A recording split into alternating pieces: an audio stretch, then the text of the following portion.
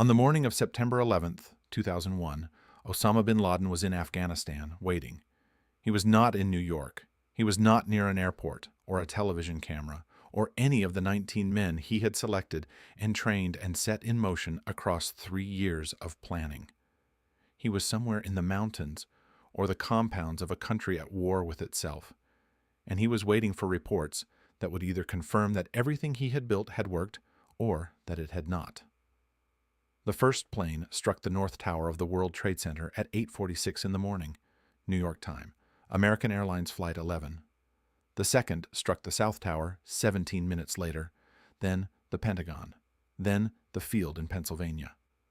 By the time the South Tower collapsed at 9:59 a.m., the reports were coming in, and the man who had spent 3 years of planning and the better part of a decade of radicalization waiting for this morning understood that something had happened that could not be undone. 2,977 people were dead. He had never met any of them.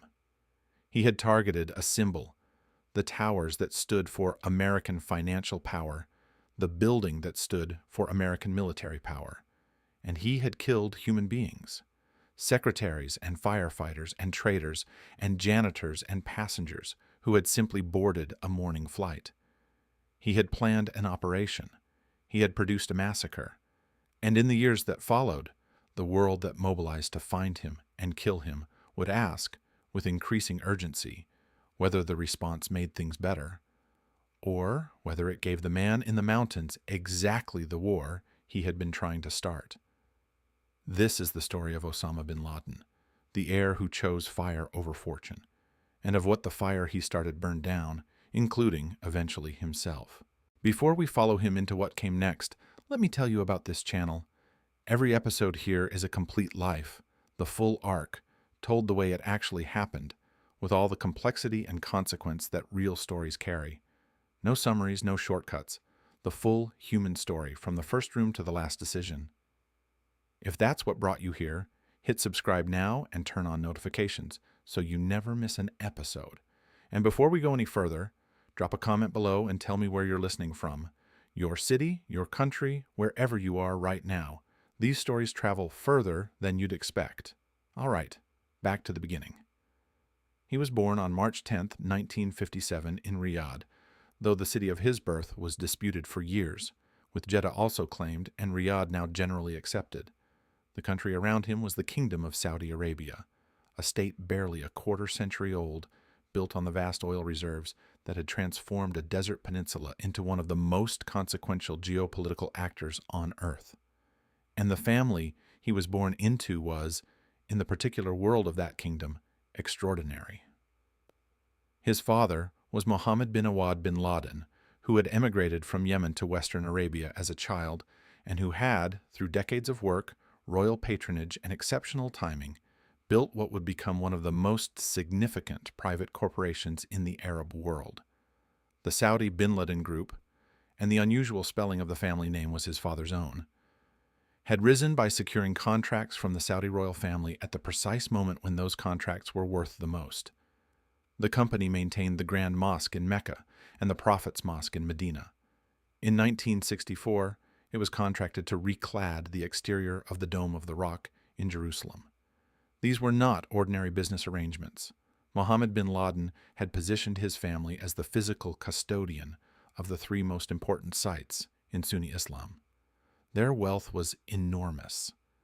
Their religious and social standing in the Muslim world was, through the company's work, almost without parallel.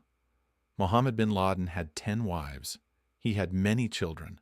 Osama was the son of wife number 4, or possibly wife number 3, the accounts vary, a Syrian woman named Hamida al-Attas, who came from a citrus farming family near Latakia, and who had married Mohammed in 1956 at the age of 14, when her husband was 48 years old.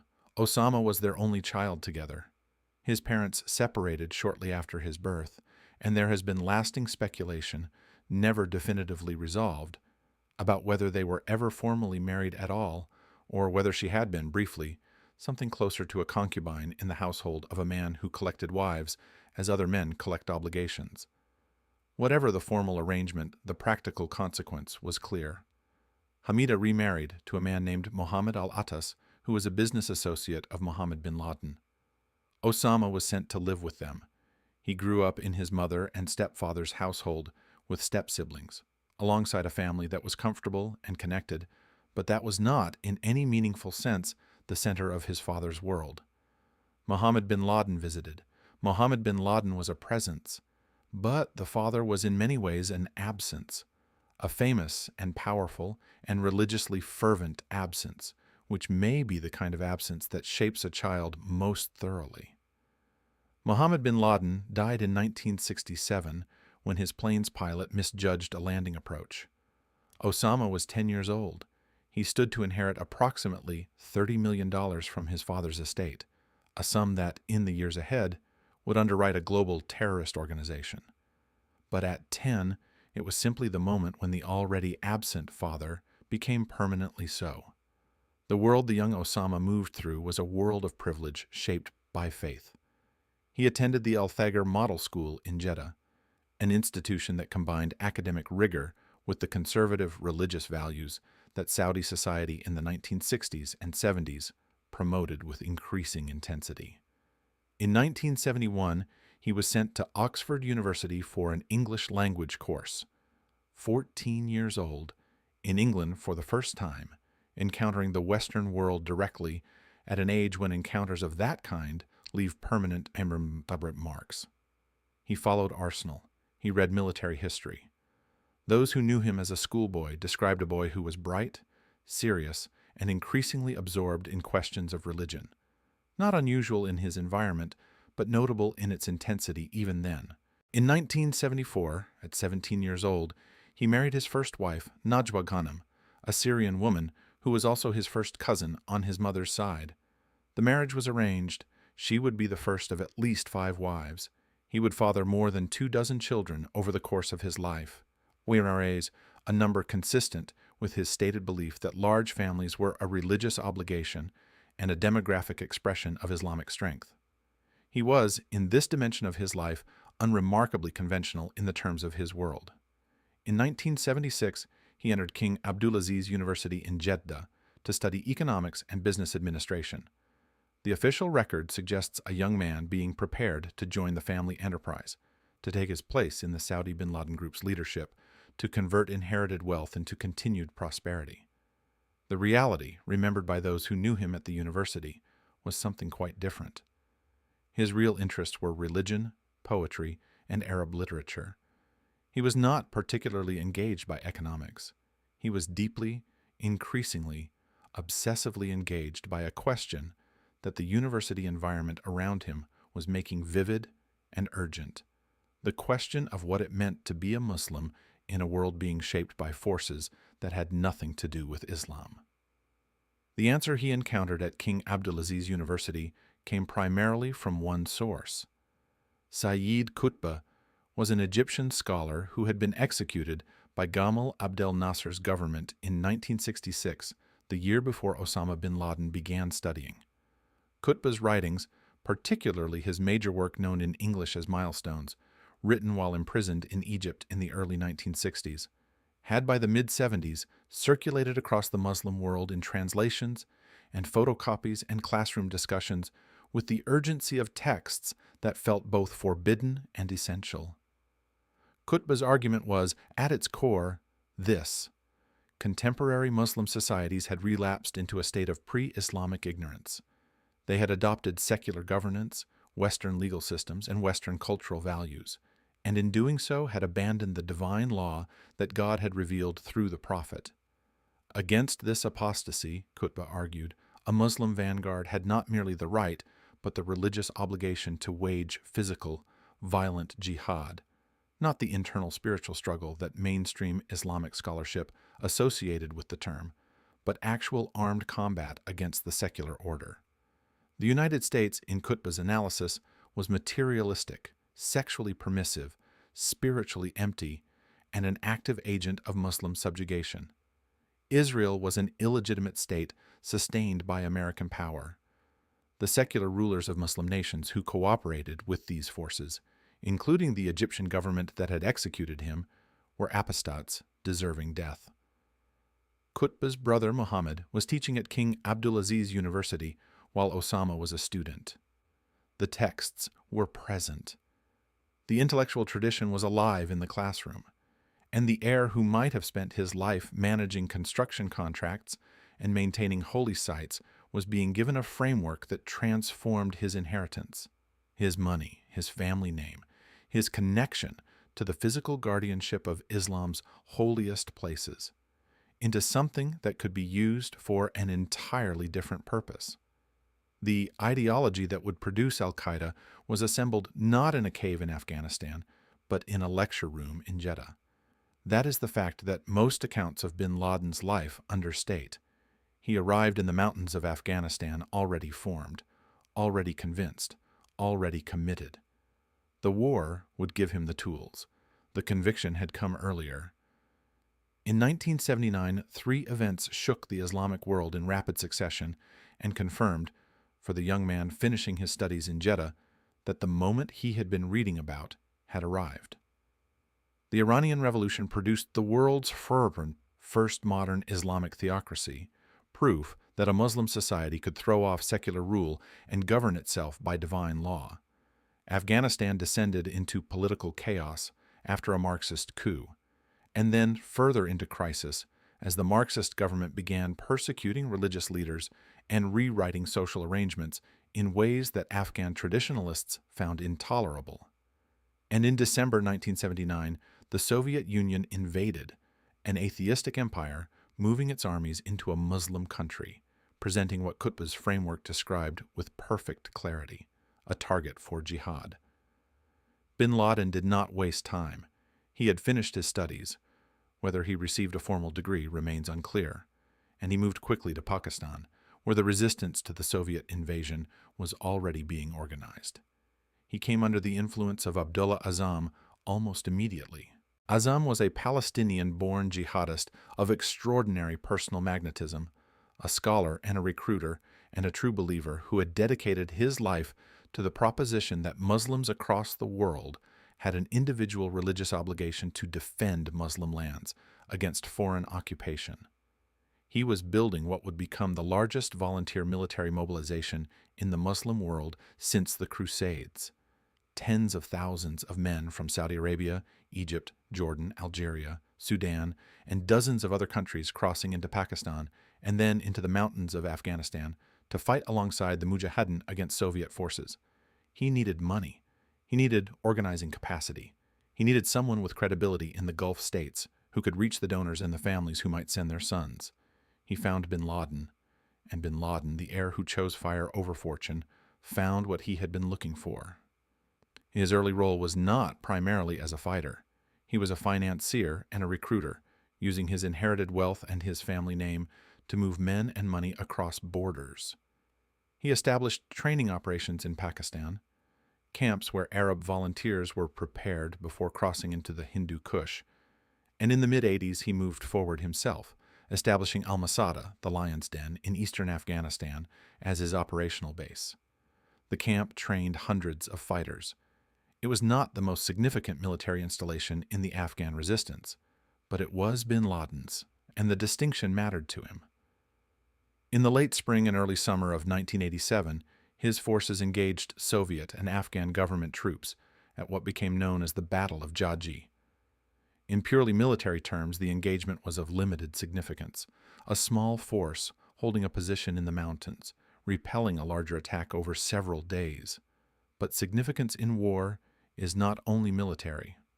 A rising Saudi journalist named Jamal Khashoggi, who held very different political views from bin Laden but was associated with him in this period, reported on the battle and spread bin Laden's name across the Arab world as a figure of resistance and courage. The heir from Jeddah became, through Jeddah, a hero of the global jihad. The reputation he built in those weeks in the mountains would outlast everything that followed it, including Khashoggi himself, who was murdered in the Saudi consulate in Istanbul in 2018. In 1984, bin Laden and Azzam had established Maktab al-Qidamat, a fundraising and logistics organization that laid the infrastructure for what would follow. The network it built, of donors, of recruitment channels, of safe houses, and travel documents and banking arrangements, was the skeleton on which al-Qaeda would eventually be assembled. As the Soviet withdrawal became inevitable in the late 1980s, a debate broke out within the organization about what came next. The moderate position was to remain focused on Afghanistan. Bin Laden wanted something larger, something global, something that would take the lesson he believed the Afghan war had proven, that a motivated Islamic force driven by faith could defeat a superpower, and apply it to a target he had been reading about since he was a student in Jeddah. In 1988, he got what he wanted. Al-Qaeda, meaning the base or the foundation, was established as the successor to Maktab al-Qidmat. Its goals were explicit: to wage holy war against non-Muslims anywhere in the traditional Muslim world, to expel American influence from the Middle East, and to destroy the State of Israel. The endpoint, stated without apology, was a new caliphate governed by Sharia law and a literal interpretation of the Quran. The Soviets signed the peace accords and completed their withdrawal in 1989. The war that had made Osama bin Laden was over. He returned to Saudi Arabia as a celebrated man, the financier of jihad, the Arab hero of the Afghan mountains, the son of the family that maintained the holy mosques, returning home with his reputation transformed into something that money alone could never have purchased. He was 32 years old. He had a global network, a cadre of battle-hardened fighters, an ideology refined over a decade, and the conviction of a man who believed that history had just handed him proof that his cause was righteous. He would need all of it for what came next, because the Saudi government was about to make him an enemy, and the United States was about to give him a reason. His relationship with the Saudi government had already begun to fray before he returned from Afghanistan. He had pushed for the kingdom to intervene directly against Soviet-backed forces in the South Yemen civil war. The government blocked his efforts. He had grown increasingly vocal in his criticism of what he saw as the kingdom's insufficient commitment to Islamic governance. The government found his voice inconvenient. These were manageable tensions. Then came August 1990. On August 2nd, Saddam Hussein's Iraq invaded Kuwait. Within days, the United States had begun assembling the most significant military coalition since the Second World War, with Saudi Arabia as its primary staging post. American troops, hundreds of thousands of them, men and women carrying their culture with them, as armies always do, were preparing to assemble in the land that held Mecca and Medina, the two holiest cities in Islam, the cities that the Saudi bin Laden group had spent decades maintaining as a sacred trust. Bin Laden requested a meeting with King Fahd and presented his offer directly. His Arab Legion, the fighters he had built and trained in Afghanistan, would defend the Saudi border against any Iraqi incursion. He told the king that American troops were unnecessary, that Muslims could defend Muslim lands, that inviting Western infidels into the kingdom of the holy cities was a religious catastrophe of the first order. The king heard him out and declined. American troops flooded into Saudi Arabia. The heir who chose fire over fortune launched a furious public propaganda campaign.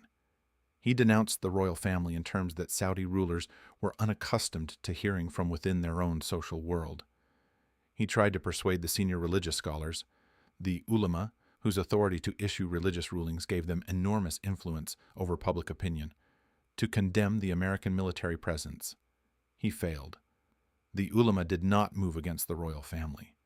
In 1991, after Operation Desert Storm had delivered its swift defeat of Iraq and the liberation of Kuwait, the Saudi government expelled him from the country. The expulsion completed something that had been building for years. He had been radicalized in a classroom. He had been shaped by war. He had been celebrated and then dismissed. And now he had been cast out from the country he had believed it was his mission to purify. The grievance that would animate everything that followed was not abstract ideology. It was personal. The Americans were in Saudi Arabia. The Saudi government had put them there. Both were now his enemies. He moved to Sudan in 1992. invited personally by Hassan al-Turabi, the Speaker of the Sudanese National Assembly and the most powerful Islamist political figure in the country. Bin Laden established a well-defended compound near Khartoum, built new Mujahideen training bases, and ran al-Qaeda's expanding operations with resources that were diminished from his Afghan peak, but still substantial. The United States monitored his activities from the air almost daily. It was not yet treating him as an existential threat. That assessment was about to change. The operations of this period showed the direction of travel with clarity. In 1992, he financed and organized the bombing of the Gold Mihor Hotel in Aden, Yemen. In February 1993, a truck bomb detonated in the underground parking structure of the World Trade Center's North Tower in Manhattan, planted by a man named Ramzi Youssef, an al-Qaeda affiliate who had trained in Afghanistan. 6 people were killed, over 1,000 injured. Youssef had aimed to topple the North Tower into the south. He had failed for now. His uncle, a man named Khalid Sheikh Mohammed, was paying attention and drawing conclusions. By 1996, U.S. sanctions against Sudan over its harboring of bin Laden had damaged the country's economy significantly enough that the Sudanese government made clear, with regret but with finality, that he was no longer welcome. He was expelled for the second time. He had also, by this point, lost a substantial portion of his personal fortune, to the costs of operations, to the Saudi government's freezing of assets, to the simple expense of maintaining what had become a significant paramilitary organization. He returned to Afghanistan, where the Taliban had just cemented their control, under Mullah Muhammad Omar, who welcomed him as a personal guest. The second expulsion did what the first had begun. The man who had offered his fighters to defend Saudi Arabia and been turned away, who had been driven out of his homeland and then out of his adopted base, who had watched the United States park its military in the Holy Land and suffered no serious consequences for it. That man was now settled in the mountains of Afghanistan with nothing left to lose except the plan he was building. In August 1996, he issued a formal declaration of war against the United States through Islamic media channels. The document was explicit. The American military presence in Saudi Arabia since 1990 constituted an occupation of Muslim Holy Land. The United States was the principal backer of Israel. Both offenses demanded a military response. The declaration was not a statement of grievance. It was a notice of intent. The attacks that followed proved he meant it. On August 7, 1998, exactly 8 years after the American deployment to Saudi Arabia began, simultaneous truck bombs detonated outside the United States embassies in Nairobi, Kenya, and Dar es Salaam, Tanzania. The Nairobi bomb involved 500 cylinders of TNT packed into a truck. The Dar es Salaam bomb used 2,000-pound devices filled with ammonium nitrate. In Nairobi, 213 people were killed. In Dar es Salaam, 85. Thousands more were injured across both cities. The overwhelming majority of the dead were African, Kenyan, and Tanzanian citizens, with no connection to American foreign policy, caught in the blast radius of an attack aimed at a symbol they had nothing to do with. Bin Laden was placed on the FBI's 10 most wanted list the same day. The bounty on his head was set at $25 million and would eventually rise to $50 million. The American intelligence community, which had been monitoring him with increasing concern, now understood what it was dealing with. The understanding came, for most of the relevant decision-makers, too slowly.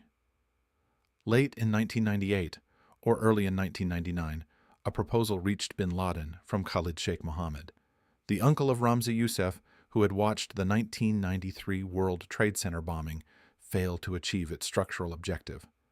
The proposal was to try again, differently, on a scale that would make failure impossible.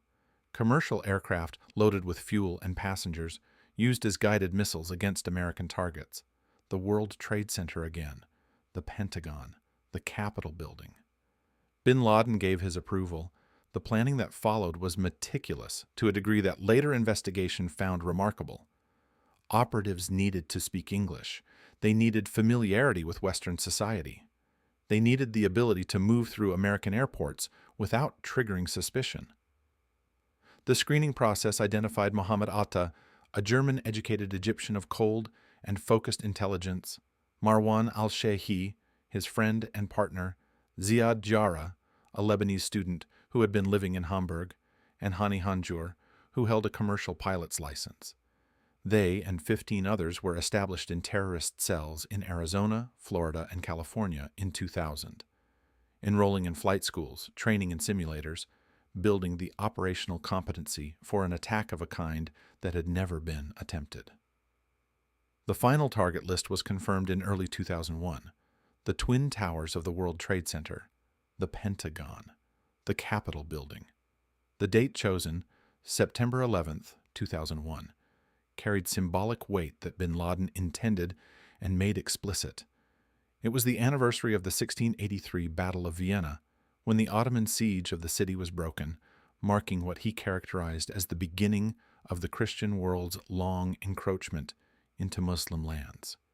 He wanted the date to announce that the tide was turning, that the 14 centuries of history he had been reading about since his student days in Jeddah were entering a new phase, that the heir who had chosen fire over fortune had finally lit something that could not be put out. On the morning of September 11th, 2001, 19 men boarded 4 commercial aircraft at 3 airports on the eastern seaboard of the United States. At 8:46 a.m., American Airlines Flight 11 struck the North Tower of the World Trade Center at approximately 750 kilometers per hour. At 9:03 a.m., United Airlines Flight 175 struck the South Tower at approximately 800 kilometers per hour. At 9:37 a.m., American Airlines Flight 77 struck the west wall of the Pentagon. At 10:03 a.m., United Airlines Flight 93 crashed into a field in Shanksville, Pennsylvania, as passengers who had learned by telephone what had happened in New York attempted to take back control of the aircraft from the hijackers. The South Tower collapsed at 9:59 a.m., the North Tower at 10:28 a.m.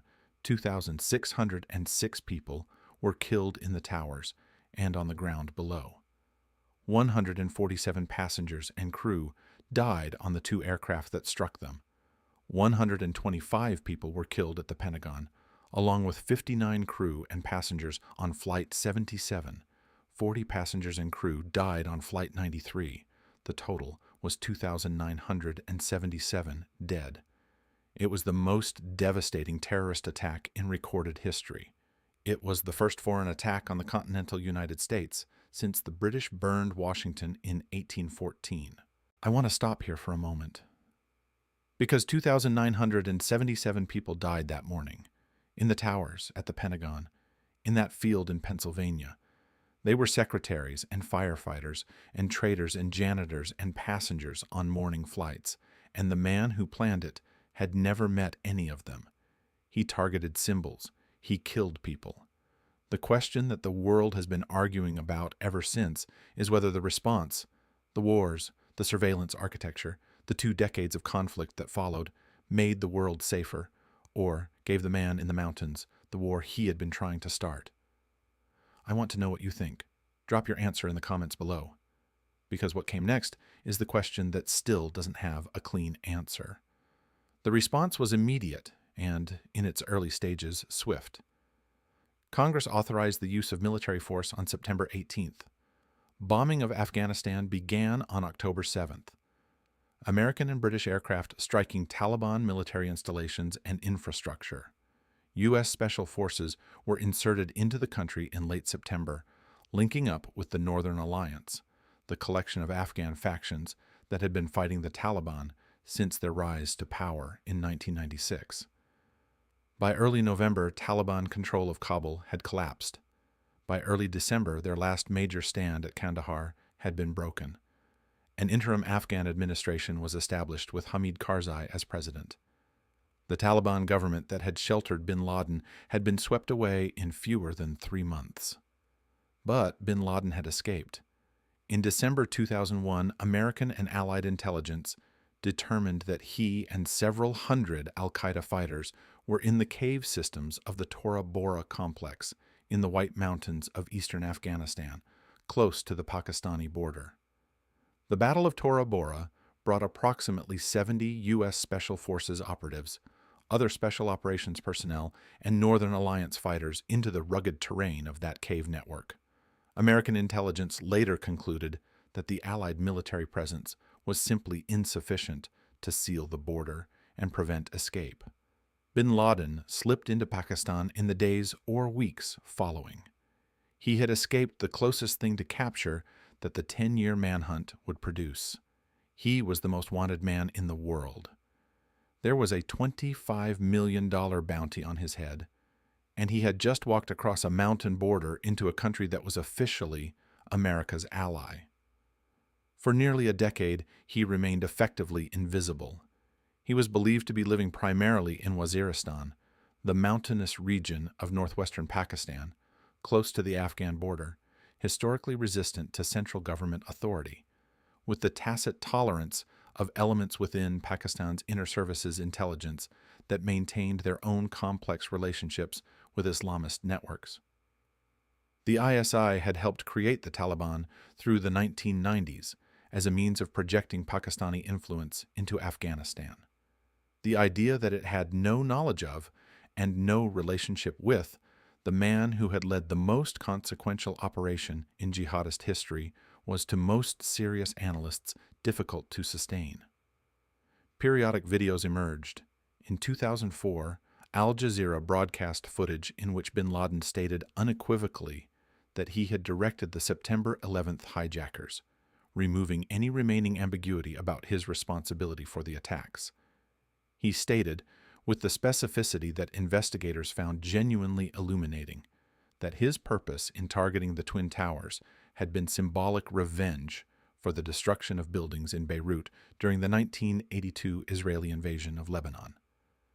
He had watched those images as a young man. He had waited nearly 20 years. The heir who chose fire over fortune had, in the years of hiding, more time than he might have wished to reflect on what the fire had actually achieved. Al-Qaeda's operations continued.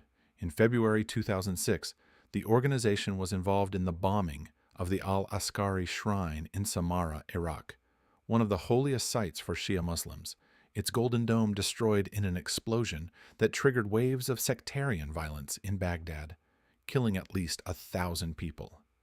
In March 2008, bin Laden sanctioned a suicide bombing of the Imam Hussein shrine in Karbala, another sacred Shia site, killing 42 people and injuring dozens more.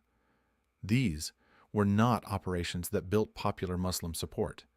They were operations that killed Muslims in their own holy places and that indicated, with some clarity, how far the movement had drifted from the pan-Islamic solidarity that bin Laden had claimed as his cause in the mountains of Afghanistan. And then a thread unraveled. In 2009, U.S. intelligence analysts identified a man known as Abu Ahmed al-Kuwaiti, a trusted courier and confidant who had been with bin Laden at Tora Bora, as having reappeared in Pakistan, operating as what appeared to be a personal messenger for al-Qaeda's leader. Following al-Kuwaiti led, eventually, to Abbottabad, a garrison city in northern Pakistan, home to the Pakistan Military Academy, the Pakistani equivalent of West Point, and numerous military installations, a city of considerable Pakistani military presence, not a remote tribal border area, a city. In Abbottabad, a large and peculiar compound sat on a 38,000 square foot estate. Its concrete perimeter fence rose to 5.5 meters in places and was topped with barbed wire. It had almost no windows facing outward. Privacy screens blocked any view of the interior, including notably a tall screen on the third-floor balcony that seemed designed for someone tall who wished to use outdoor space without being seen from outside. The compound had been built shortly after 2002 and completed in 2005. It did not match the property values of the surrounding neighborhood by a significant margin. It generated no external trash for collection. Its residents, by all accounts, burned their waste on the property. The CIA established a surveillance team in Abbottabad, funded by tens of millions of dollars from Congress, using drone overflights and ground-level monitoring to watch the compound over nearly 2 years. They never obtained a single photograph that concretely placed bin Laden inside. What they obtained was a circumstantial case so overwhelming. The physical characteristics of the compound, the behavior of its residents, the movement patterns of al-Qaeda, the deliberate and sustained avoidance of any electronic communication, that by early 2011, the intelligence community's assessment was that the man in the compound was almost certainly Osama bin Laden. On May 1, 2011, President Barack Obama authorized Operation Neptune Spear. In the Situation Room of the White House, the president sat with Vice President Biden, Secretary of State Hillary Clinton, Defense Secretary Robert Gates, and other senior officials, watching via live drone feed as 2 modified Black Hawk helicopters, their radar signature reduced by classified technology that would have interested a great many foreign governments, carried 24 Navy SEALs of the Naval Special Warfare Development Group across the border from Afghanistan into Pakistan. At approximately 12:30 a.m. Pakistan time on May 2nd, the helicopters reached the compound.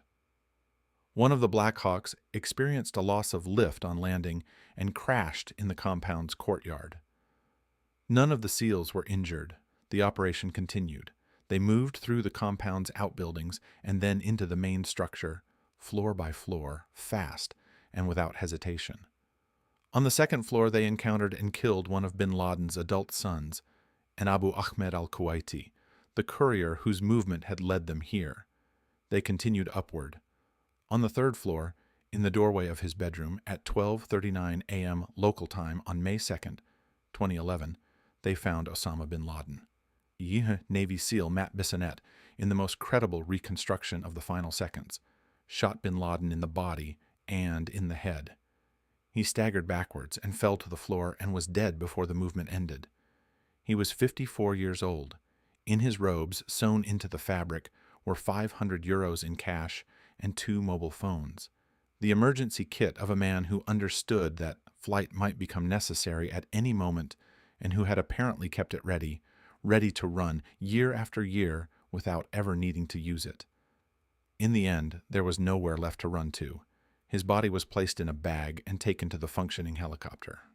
It was transported to an American warship in the northern Arabian Sea.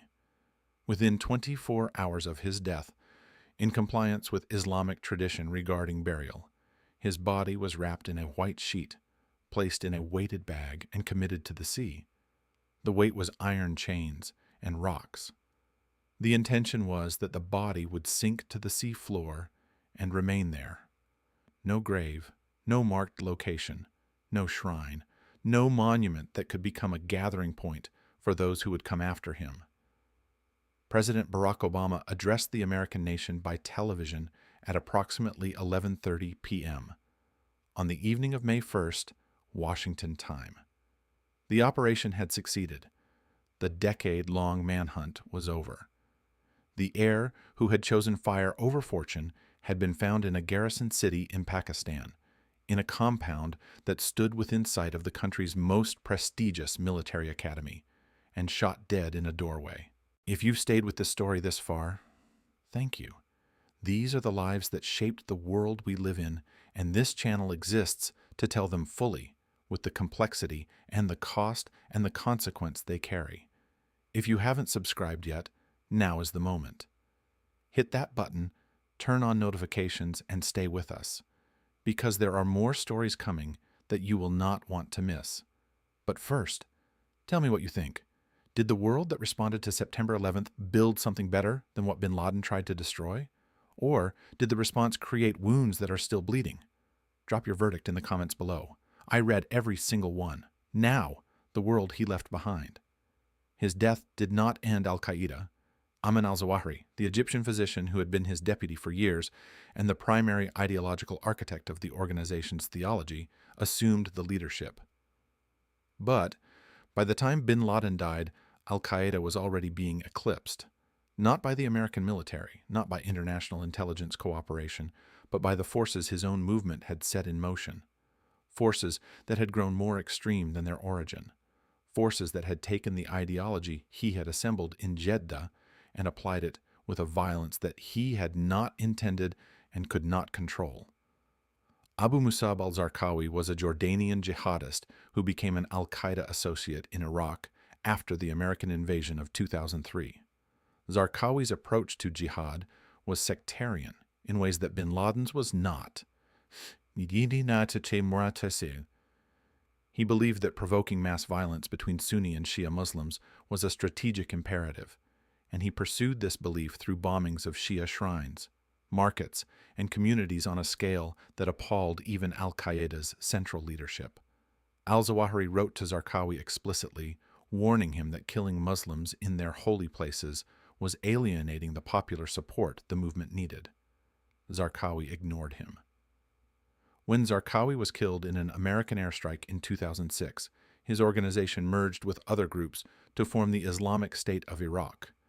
The American withdrawal of combat forces from Iraq in 2011, combined with the eruption of the Syrian civil war beginning the same year, created the conditions for what followed.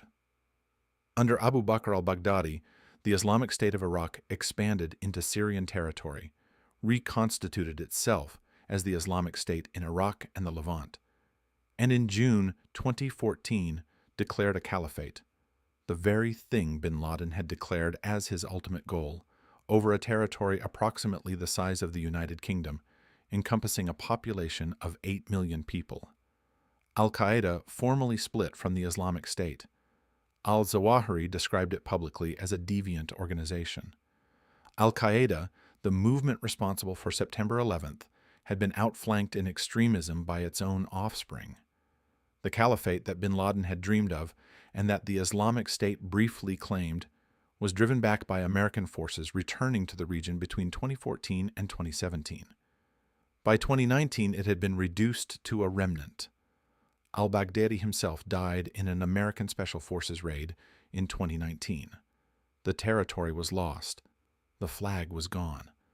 But the ideology remained, scattered across the world in the minds of individuals who had been radicalized not by bin Laden's measured theological framework, but by the Islamic State's spectacular brutality and its capacity, via social media, to reach anyone anywhere with its vision of apocalyptic confrontation. The war in Afghanistan that bin Laden's attacks had triggered ran for 20 years. It cost the United States over $2 trillion. It cost Afghan civilians a generation of their history. It ended in August 2021 with the American withdrawal and the Taliban's return to power, precisely the forces that had sheltered bin Laden back in control of the country 3 months after the last American transport aircraft left Kabul. The war that was launched to prevent September 11th from happening again had concluded by restoring the conditions that had made September 11th possible. The global surveillance architecture constructed in the years after the attacks, documented in extraordinary detail by the contractor Edward Snowden in 2013, represented an expansion of state surveillance capacity in Western democracies that had no clear precedent in peacetime: phone records, internet metadata, communications intercepted on a scale that its architects justified by the requirements of counterterrorism, and that its critics argued represented a permanent alteration of the relationship between citizens and states. The drone program, the use of unmanned aircraft to kill suspected militants in countries with which the United States was not formally at war, became normalized as an instrument of counterterrorism across multiple administrations. The legal theories developed to justify its use and the precedents it established have been adopted by other nations and applied in contexts far removed from al-Qaeda and its affiliates. The heir who chose fire over fortune built something that he believed would turn the tide of history. He turned something.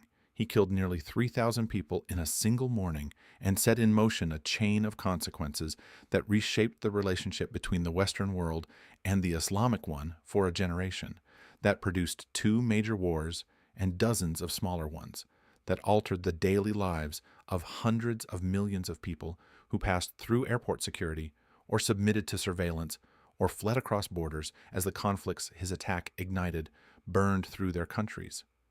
But the world he wanted to build, the caliphate, the expulsion of American power from the Middle East, the destruction of Israel, the unification of Muslims across nations under a single divine law, is further from existence today than it was when he was a student reading Qutb's works in a classroom in Jeddah. The tide he claimed to be turning did not turn in the direction he intended. The American military bases in Saudi Arabia were eventually relocated, but not because of jihadist pressure, because American strategic priorities shifted. Israel is today more diplomatically integrated in the Arab world than at any point in its history. The caliphate that the Islamic State declared lasted 3 years before being dismantled. He was found in Abbottabad, in a garrison city, in a country that was officially his enemy's ally, in a compound that stood within view of the institution that trained Pakistan's military officers. He had been there for years. He had lived quietly, by the accounts of those who later examined the compound, reading, writing, watching news reports on a television with no internet connection, keeping the emergency funds sewn into his robes. The lion of the Afghan mountains, the celebrated financier of jihad, the man who had declared war on the most powerful country in human history, reduced at the end to a fugitive in a fortified house, waiting for a knock on the door that eventually came from the sky. He wanted to be remembered as the man who turned the tide. He is remembered as the man who provoked a response that cost more than he could have planned for, killed far more than he had intended to, and left behind a movement that had exceeded his own vision of destruction in ways he would not have sanctioned. The Jeddah schoolboy who followed Arsenal and read poetry and inherited $30 million chose, at every fork in the road, the path that led toward fire. The fire consumed him. The question the world is still answering, slowly, at enormous cost, with no clean conclusion, is what it consumed besides.